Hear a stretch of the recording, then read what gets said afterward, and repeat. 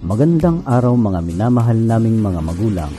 Welcome to Modular Distance Learning Parents Orientation.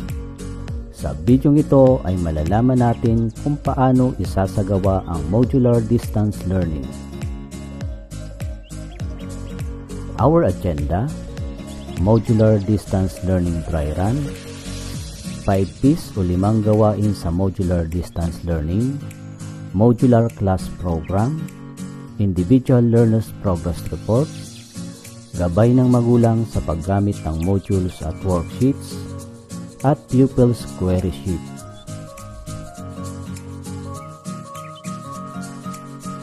Modular Distance Learning Dry Run. Ano ang dry run? Ang dry run ay isang practice kung ano ang gagawin sa actual na klase. Ginagawa po ito para malaman kung may magiging problema upang magawa ng solusyon bago pa man magsimula ang tunay na klase. Ang ating paaralan ay nagsagawa ng dry run upang matugunan ang mga posibleng problemang kakaharapin bago pa man magsimula ang ating klase. Modular Distance Learning. Ang Modular Distance Learning ay isang individual na pagbibigay ng kaalaman sa pamamagitan ng paggamit ng mga mag-aaral ng Self-Learning Modules o SLMs. Sa ilalim ng Modular Distance Learning Modality, mayroon tayong 5Ps o 5 gawain ng mga guro, magulang at mag-aaral. Dito, bibigyan ng mag-aaral ng mga learning kit kung saan nakapaloob dito ang module, activity worksheet, at mga practice exercises.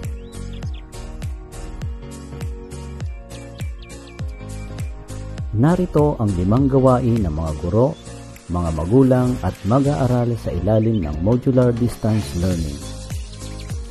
Una, paghahanda.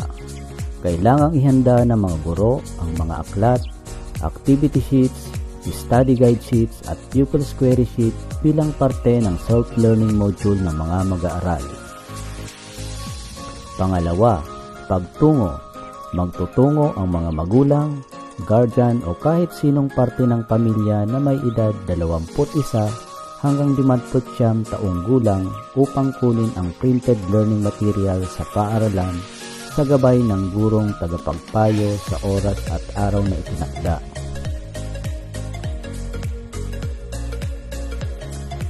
Pangatlo, pag-aaral. Sa gabay ng magulang o guardian, aaralin ng mag-aaral ang modules o ang lesson para sa isang linggo. Kung ang mag-aaral ay may katanungan, ay maaari siyang makipag-ugnayan sa guro sa takdang oras lamang sa pamamagitan ng free online platforms gaya ng Facebook Messenger Chat, text o call, o personal na pagsulat.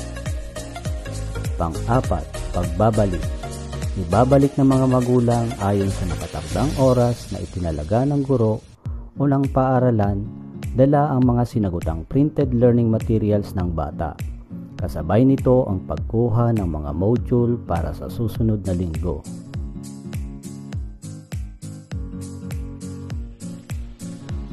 Panlima, pagtugon. Ito naman ang oras para iwasto ang mga activity worksheets at patugunan ng guro ang mga katanungan ng mag-aaral. Maaari niya itong sagutan sa pamamagitan ng Facebook Messenger Chat, text o call o personal na sulatan ang mag-aaral para maibalik sa susunod na pagtungo ng mga magulang. Gabay para sa magulang sa paggamit ng modules, activity worksheets.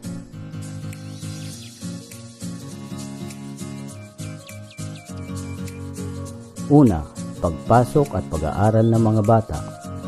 May itinakdang class program ang mga bata na makikita ang oras na ilalagi ng mga bata sa bawat asignatura. Tingnan ang nakalakip na class program.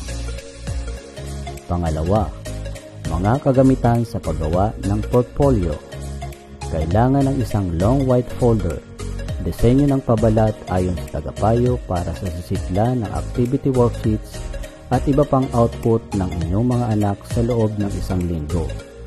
Para sa online distance learning modality naman, ay magbibigay ng links ang gurong tagapayo kung saan ipapasa ang mga outputs na kakailanganin para sa soft copy o hard copy na portfolio na napagkasunduan.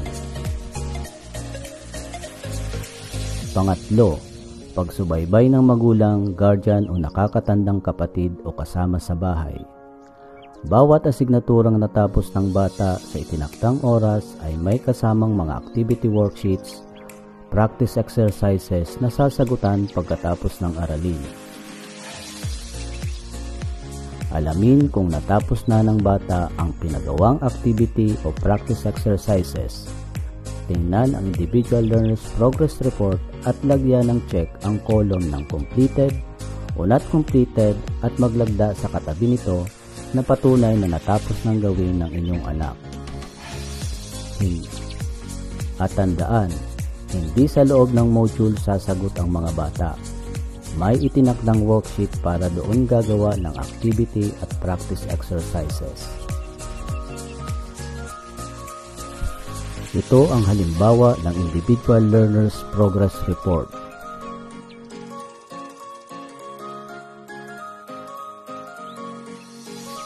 Pupil's query sheet. Ito naman ang halimbawa ng pupil's query sheet. Sa una at ika-5 bilang ay sasagutan ng mag-aaral at sa ika-6 na bilang ay sasagutan ng magulang.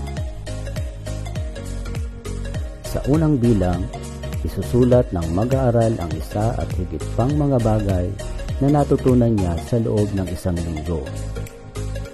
Sa pangalawang bilang, bibilugan ng mag-aaral ang puntos ng kanyang pagkaunawa sa isang linggong aralin sa tayang 1 hanggang 10.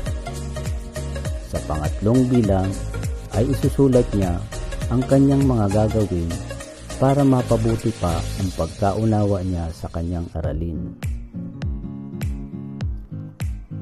Sa ika-4 na bilang ay ilalarawan niya ang isang paksa na natatalakay sa isang linggo na nais niyang matutunan pa ng lubos. Sa pang-5 bilang ay ililista ng mag-aaral ang 1 o 2 bagay na hindi niya naunawaan sa mga aralin.